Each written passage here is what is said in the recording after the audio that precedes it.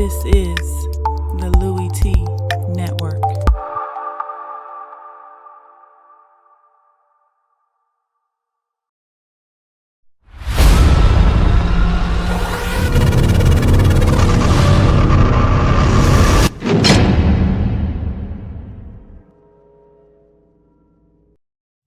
Who else could it be? Me, your me, Louie Tee. Welcome here on lockdown coverage, week 3 in the National Football League. Your man, Louie Tee, has got you covered, covering the entire league like a blanket. St. Louis Rams, or should I say Los Angeles Rams, taking on the Tampa Bay Buccaneers. My first question when I saw the score of this game, as I'm watching, the game that I'm getting, Steelers and Eagles, and I'm seeing the score go up and up and up. How in the hell did the Rams get to 37? I was dying to know. I was like, no way. And then I saw the numbers, and I'm like, Case Keenum only got 1 touchdown. He doesn't even have 200 yards passing. Gurley didn't go off. He doesn't have 100 yards. He's only got a couple of scores. How in the hell did they get all the way? But as fate would have it, Case Keenum actually threw 2 touchdown passes, not 1. And the defense, they stepped up. So, who knew?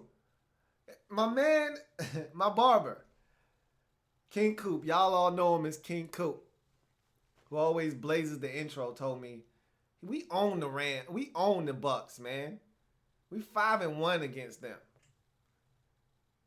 I said, I hear you, man, but until you score a touchdown, I can't pick you guys. They scored a bunch of touchdowns in this game. Let's first, before we get to this breakdown, if you're new to this channel, welcome. And subscribe to the Louie Tee Network for more content here and into the future, as your man Louie Tee is breaking down every single game in the National Football League. Cover the draft. I do it all, man. You don't need to go anywhere else. One-stop shop right here for anything National Football League related. So subscribe to the channel Louie Tee Network if you haven't already done so. What are you waiting on? Also on Twitter, @InTheLabRoom is the Twitter handle. Go ahead and give me a follow. And if you're there and you're watching on YouTube and you're in the chat discussion, you want your voice to be heard, use the hashtag #LouieTeeLive. If you're on Twitter and you're watching the video and you want to chime in, use the hashtag #LouieTeeLive. I will answer your comment. We can talk and discuss back and forth at the end of the program, at the end of the breakdown. Also, I'm on Facebook. In the Lab Room is the Facebook page. Thumbs up. Go ahead and like that page, man. A lot of content coming down the pipeline on Facebook as well, so you don't want to miss out. That being said, let's get to this breakdown, man. Wow. 37-32. Who saw that coming before the game started? Wowzers.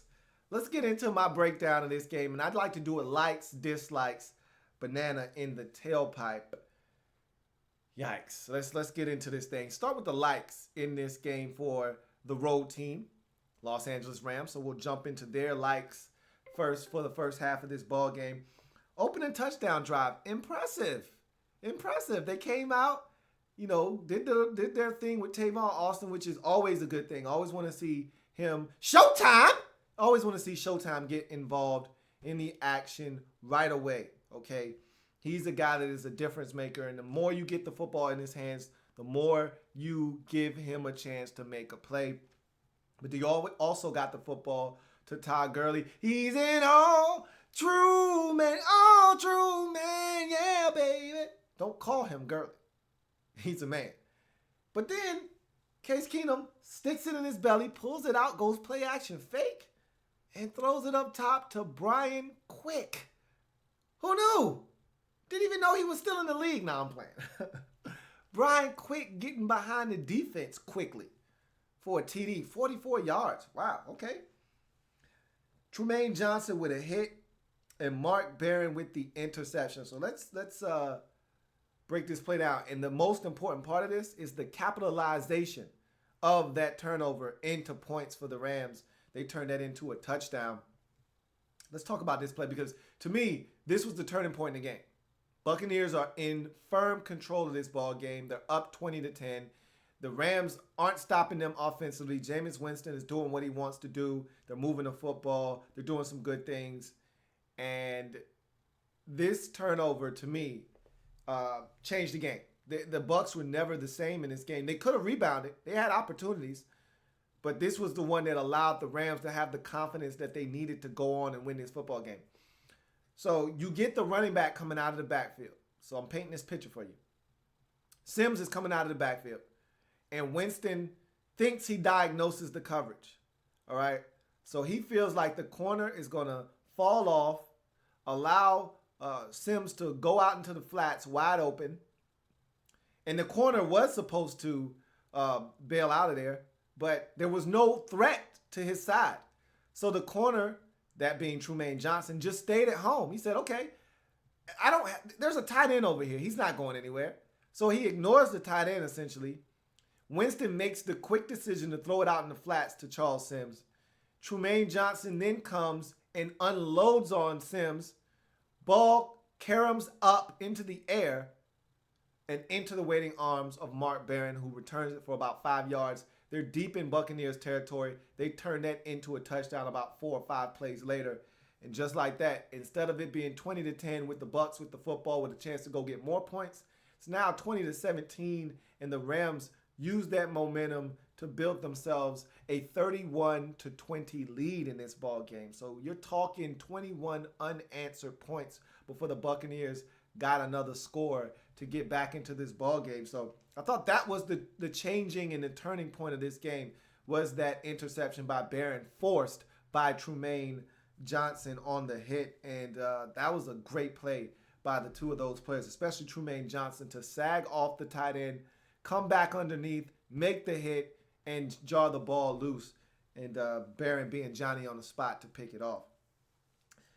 Buccaneers first half likes. Quan Alexander with a pick six. That's a big play. Case Keenum, I don't know what the hell he was doing there. And I heard the commentator, Rick Spielman, talk about Tavon Austin was supposed to carry his route out, and he sat down. So it's a situation where it's zone versus man. You know, if it's man, you keep going. If it's zone, you sit down. There was a miscommunication between he and Case Keenum, obviously, because there was no Rams receiver in sight where that ball was thrown. Quan Alexander with an easy pick six early in this ball game. Aggressiveness on 4th and 1. I love it. One more of it. Scare money don't make money. All right. Who knew that this was going to turn into a shootout at the time when he went for it on 4th down? But it was a gutsy call by Dirk Cutter to go for it on 4th and 1. And they picked it up. And not only did they pick it up, that 4th and 1 conversion about 3 or 4 plays later turned into a touchdown run for Charles Sims. So big balls to roll the dice there early in the ball game and convert and then get the touchdown. I like that. I like that aggressiveness from the Buccaneers in this ball game. Levante David with a forced fumble of Kenny Britt. You know, Britt catches a comeback, has no idea that Levante David is coming from behind, looks to turn up the field. There's a Buccaneers defender that has a grasp of Kenny Britt, and from behind, Levante David comes and gives him a bolo punch. Boop, ski. Ball comes free, scooped up by Chris Conte. Bucs in business. They turned that fumble into points as well. So this was a game that was predicated off of mistakes and turnovers and missed opportunities. And we're going to talk about some of those missed opportunities later on in this breakdown, because that's why the Bucs lost this football game. And I got a huge axe to grind, a bone to pick, whatever you want to call it, okay? I got a big one coming later on in the program. And if you're a Bucs fan, you probably know what I'm talking about. Let's go to the dislikes in the first half. Case Keenum throwing a pick six. Can't happen. Again, I say this about all those teams. You can't do it. You're not good enough to do that. Now, they were able to overcome it in this game, but Case Keenum can't throw a pick six. You're not going to have a lot of games where you're able to score 37 points as the Los Angeles Rams with Case Keenum at quarterback and have him throwing pick sixes and giving the team a touchdown. That's not going to happen most weeks.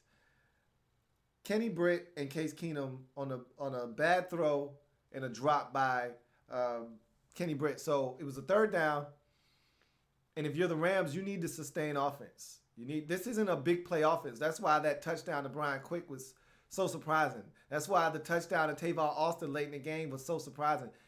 But that was more of these defenses being aggressive. Both defenses were uber aggressive versus the quarterbacks in this game. They were coming after them. They were sending 6- and 7-man pressures. This was a very aggressive approach by both defensive coordinators in this game. And so I know that Greg Williams likes to be aggressive. I didn't expect that from Mike Smith. He was uber aggressive in this game. They came after Case Keenum.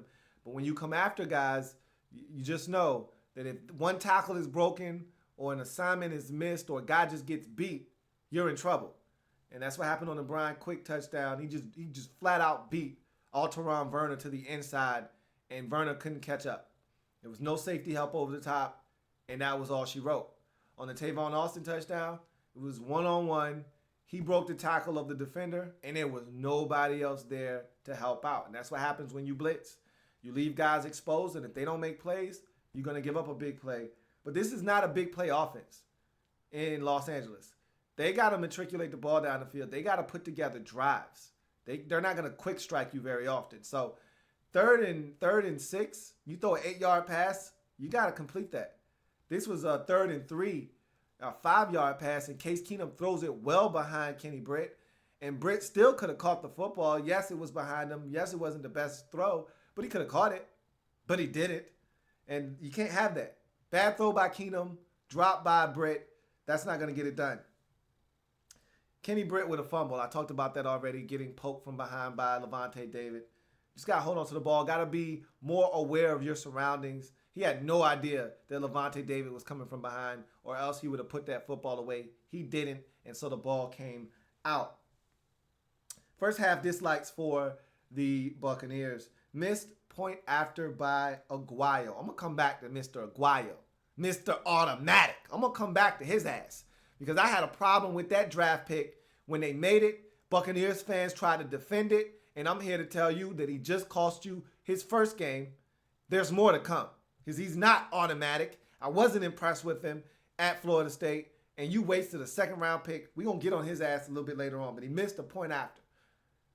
You're not good enough to miss any goddamn field goals. This team is not good enough to have points missing on the scoreboard. For that matter, no team needs to be missing extra points. But not a team that is staring at 1-2 in the face after starting 1-0 in the season. You need all the goddamn points you can get. Winston with the interception, talked about that already, okay? He made the mistake of reading the coverage and reading it incorrectly, and he assumed. And that's the biggest problem. It's not that he misread the coverage necessarily, is that he made an assumption too quick. He thought that the corner was going to bail out of there, and the corner stayed at home. They trapped him, and he was expecting that corner to vacate and allow Charles Sims to turn up. And that corner came back down, being Trumaine Johnson, laid the blow on Charles Sims. Ball came out, up into the air, picked off by Mark Barron. It's a poor decision on the part of Jameis Winston. Got to diagnose that. Got to make sure that it's clear and it's safe to go out there, and it wasn't safe on those streets. And he set his man up to get got. Second half, likes. Let's go back to the likes. And we go to the Los Angeles Rams. Robert Quinn strip, sack, forced fumble, and scoop and score by Ethan Westbrooks. If the first interception, or Winston's only interception, that hit that I just talked about that was laid by Trumaine Johnson and picked off by Mark Barron, was the turning point in this game, this was the winning moment for the Rams in this game. Because they were, at that time, up 20... I want to say the score was 20, might have been 24-20, if I'm not mistaken. 24-20, they're up, and the Buccaneers are getting something here. Most likely a touchdown, but if not a touchdown, at least getting a field goal out of this. If Mr. Automatic can knock it home, they're getting something out of that possession. And that strip by Robert Quinn was massive in this game because you're talking about potentially a 14-point swing. Definitely, worst case scenario, a 10-point swing because they're at least getting a field goal out of this if they don't turn it over. And that strip was massive because not only did it take points off the scoreboard for the Bucks, but the subsequent scoop and score by Ethan Westbrooks, you're talking about a 14-point swing. You're talking about a 10-point swing. You're talking about points for the Bucks turning into points directly for the LA Rams. That's a huge, I'm talking ginormous play in this game. That was a turning point of this game. If the interception by Winston was the turning point, this was the winning moment of the game for the Rams. That play right there changed everything in this game. That made it 31-20. So yes, it was 24-20 at the time. Buccaneers had an opportunity to take the lead, and that put the Rams up 2 scores. That was a huge, enormous play in this game. Buccaneers second half likes. Mike Evans and Cameron Brate. You get rid of ASJ after the DUI, and you're left with Cameron Brate. And that guy's been stepping up. And I talked all offseason about Cameron Brate, and I talked about how I really like his contribution to this team. And he continued to show why he's a safety net and a safety blanket for Jameis Winston. There's one play where he scores a touchdown where he rolls out, Winston throws it slightly behind him and puts some sauce on it. I'm talking about some serious hot sauce to go on the football. And he just sticks his paw out there and snatches it with one hand and gets in the end zone, man. I mean, Cameron Brate has turned into a very reliable target for Jameis Winston. And we know what Mike Evans is for Jameis Winston. That's his go-to guy. And I still feel like Vincent Jackson needs to become a bigger part of this offense. I think Humphries is actually taking his spot as the guy that Winston looks to second as a receiver. And Jackson has to get back into the picture. But Mikey had himself another whale of a ball game, but not enough. When you give up 37, it's tough to win in this league. You're not going to win many games giving up 37, that's for sure. But Winston did all he could, hitting Mike Evans, hitting Cameron Brate, over 400 yards passing. Wow. It's a hell of an afternoon, but when they needed to get in the end zone at the end, they could not get it done. Let's go to the dislikes for the second half. The defense for the Rams. Okay, this is a 20-10 game.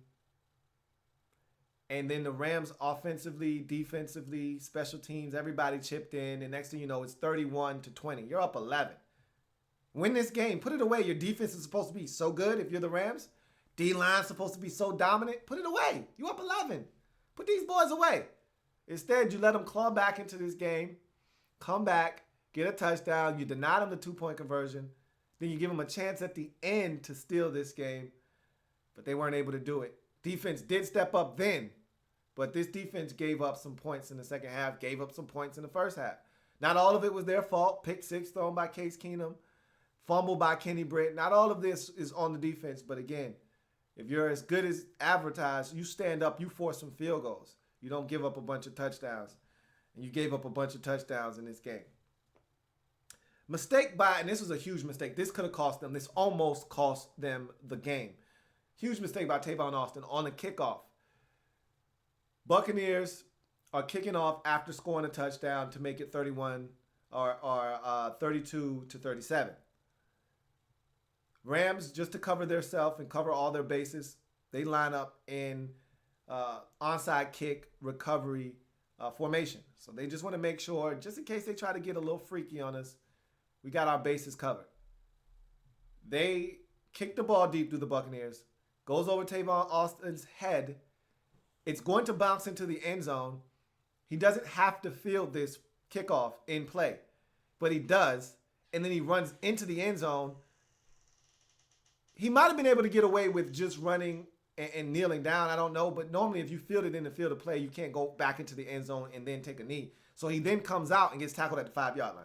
The worst thing that could have happened. Then Case Keenum falls down on one of the plays, and next thing you know, it's 3rd and 11, and there's a rain stoppage, and you got to convert in order to keep the Buccaneers from getting great field position with a chance to win with all of their timeouts. And that's exactly what happened. They got the football back with all of their timeouts, with great field position, had a chance to win this football game. You got away with one. You dodged a bullet. That's a big mistake there by Tavon Austin. You can't pick that football up in the field of play. Let it trickle into the end zone, then you scoop it up, and then you take a knee and get out to the 20. You cannot field that kick and put your team in a position like that at the end of a ball game when a touchdown beats you. They're lucky that a field goal wouldn't have beat them, which we're going to get to here in a second. Dislikes for the Tampa Bay Buccaneers. Let's get to this thing, man. Roberto Aguayo, Mr. Automatic.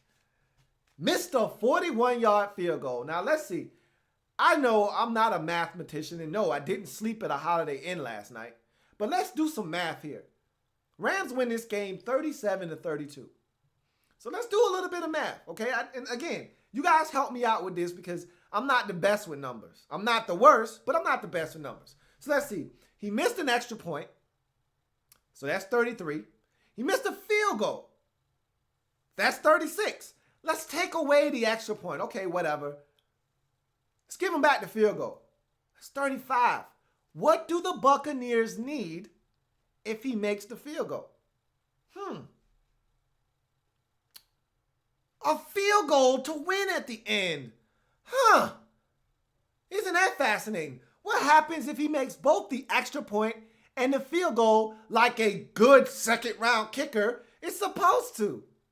A field goal would have won them the game. Amazing. Yet, Mr. Automatic, Roberto Aguayo, Mr. Second-round pick, we got to trade up and get this guy, missed. He missed in the preseason. He missed in the regular season. And he killed your opportunity to win this game. You were in great position to win this game. You should have needed a field goal to win. And yeah, Jameis Winston turned the football over in the red zone. That didn't help. That would have helped you later on in the game. Make your goddamn kicks, man. I'm still hot with the Buccaneers for wasting it. You could have got a kicker at any goddamn time. Don't be wasting those second-round picks on bums. This dude ain't no legit Sebastian Janikowski, 16-year kicker. That's what you spend a second-round pick on. This dude's a clown. Your kicker position isn't any better than it was last year this time. You still got a bum. Last year you had bums with an S. You got a bum right now. Spending a second-round kick on this clown. Winston's fumble, I already talked about that. That was a huge turning point in the game. Getting stripped by Quinn, scooped up by Westbrook, and taken into the end zone. Huge turn of events. You need, again, 10 to 14-point swing there. Anytime you get a fumble that's scooped up and run for about 87 yards for a touchdown, that's a heartbreaker because you're in the red zone with an opportunity to put points up on the scoreboard. That's tough, man. That stings. And my last dislike for the Buccaneers in this game is Donovan Smith. I thought he had a rough game. He gave up the strip to Quinn. He had a holding penalty, and he had a false start late in this ball game when the Buccaneers were trying to get into the end zone. Just thought Donovan Smith struggled on the day. He's okay. He's going to be fine. He was going up against a tough cover in Quinn, and so he just struggled in this game. You know, when you got a speed rusher, you got to get out of your stance, and so he was a little anxious. And then, again, when you got a speed rusher like Quinn, you're going to probably get a holding in there somewhere if he catches you flat-footed. So he had a rough go of it. He'll be better, but he struggled in this game, I thought. Banana in the tailpipe. For the Rams, your ass isn't scoring 37 points. You may not score 37 the rest of the goddamn season in the game, okay? This is a big-time banana. I'm not falling for you scoring 37 points. What the hell? I mean, I was so damn surprised. I'm like, I couldn't wait to see this game just to see how in the hell did you manage to piece together 37 points. Case Keenum throwing for $190 and you scored 37 points? Unreal. Knew some turnovers had to be in there, and they were. That's a big win for the Rams on the road, man. But you're not scoring 37 many more times this year. I'm going to be honest with you right now.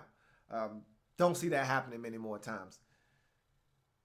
And for the Bucks, I don't have a banana in the tailpipe, but seriously, 37 points? Are you that bad that you're giving up 37 points? And I know it happened in a number of different ways. I know that there were turnovers by the offense, but 37 points? You couldn't hold them to 30 and win this game? 37? Yikes. Yikes. Let's see if you got any comments before I get out of here, man. RG3 hashtag smoking at 3 hashtag 1000 hashtag says the Rams are underrated. I don't think so. I think the Rams are the Rams, but they're 2-1. You're not going to hear me. You're not going to hear me complain. I don't think they're that good, but when you got Case Keenum at quarterback, there's a ceiling on your season. Period. There's a glass ceiling. You can't see it, but it's there. Trust me, it's there. You're gonna hit your head on it at around 6 wins or so. They're not gonna win a bunch of games. We'll see. I may be selling them short. The defense might actually step up. They already beat Seattle. They're probably going to beat Arizona once. Who knows? We'll see, man. I could be selling them short. You could be right. They could be underrated. But, yeah, that's insane. That's insane that they're 2-1. And they scored 37 points. After scoring 9 points combined in the first 2 weeks, they scored 37 in this game. Wow. Didn't see that coming. Roberto stinking Aguayo. You giving up picks for this bum. Not only did you pick him in the second round, which is ludicrous, lunacy, but you gave up picks to get this clown. I'm not going to let you live that one down. He better start making some damn kicks. I know that much. It's going to do it for lockdown coverage. Rams and Bucks. Cost me my damn double digit this week. Let the Rams score 37 on you at your crib. What's wrong with you? If it happens in the National Football League, whether big or small, we cover it all here. In the lab room, come back and join your man Louie T as I continue to break down anything and everything.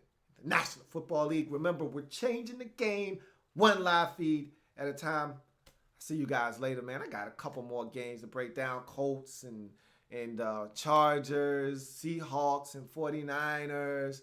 You know what it is, man. I'll be back a little bit later on. I'll see you guys in a bit.